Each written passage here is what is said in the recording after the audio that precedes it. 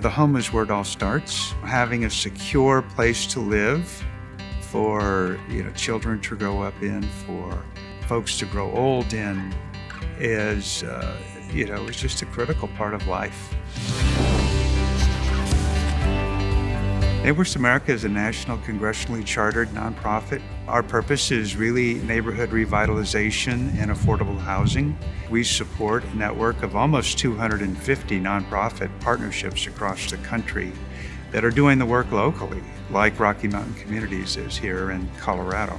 Our leadership in the 80s went to Germany and actually found a model called mutual housing. We tweaked it here in the United States, and it basically is a resident-driven model. Residents have a large voice in, sort of the rules and services that are needed in their communities and are part of the governance of the organization.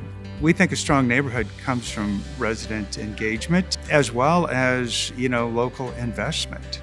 Around 1986, the economic downturn caused foreclosures, particularly with HUD and their multifamily housing stock, and that created inventory here in Colorado. So we saw this opportunity to revitalize those properties and preserve those for permanent affordable housing. So we had the real estate opportunity, but we had no organization. And so we started talking to residents about mutual housing, and it did take some explaining. We were used to home ownership and rental and nothing in between. It was this sort of, simultaneous effort of bringing on the real estate and bringing on the partnership. I'm in the market rate world, and I see what's going on with rents, and I see what's going on with people not being able to pay their rent. And I think that this is a literal national crisis that needs to be attacked from a multitude of levels, in the for-profit world and in the nonprofit world. We're looking at housing that's affordable for people who earn about, say, 60% of the median income. So a family of four earning $60,000. The folks who are getting all of the work done in the areas of teaching here, your service workers, your tellers, the auto mechanics here, the police officers and nurses. When I came to the organization in 2019, I remember reading a stat that we were about 20,000 units short, which roughly equates to probably about 40,000 people that needed housing, affordable housing. And within 2 years, Metro Denver alone had increased from 20,000 to 50,000. As a state, that number grew to about 80,000 that we have in terms of a need. The focus is making sure that we meet the need and that demand that's out there. Rocky Mountain Communities is able to give families a place to be while their life occurs. They're also able to provide services to the family so that they don't slip through the cracks. It's hard for some of our families to accept help. It's hard for some of our families to ask for help. And families are resilient. They can do a lot of different things. They know how to make things work, and sometimes they just need some help.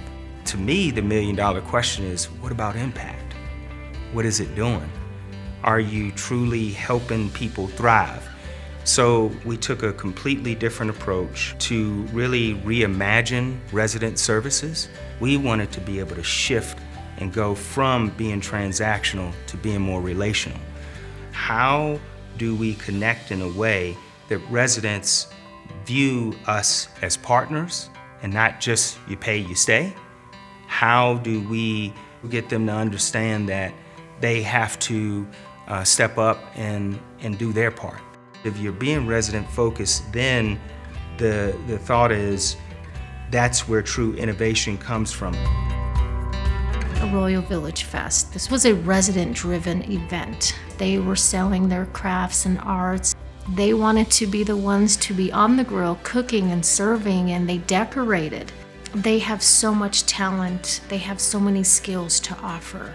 And the resident services programs provides that venue, those opportunities for them to share their talents and their skills with each other and with the community around them.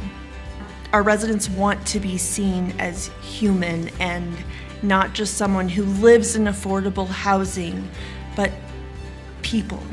We're not only giving them a home and asking them to come in and be part of our communities, but we're really doing things to help them thrive in the world, to really see them transform from where they first started to where they are now. There's nothing like it. This is one of these organizations that needs money so they can do more change. The biggest problem is there is not enough resources to solve all the problems that RMC residents have or Denver residents have. That's the reason I like working with RMC, because they understand that there's programs out there. Let's not reinvent something. Let's work with what's there that works and make it work for a community. What are you doing that's making this work? What information have you uncovered in the past couple of years about working here in Colorado? What are some of the program limitations? How can we think through that together? That is really where I'm counting on partnerships and sponsors and donors to contribute in the conversation, the larger piece of what's happening to our communities in Colorado, because we're moving incredibly fast. What can we learn now for our next 30 years?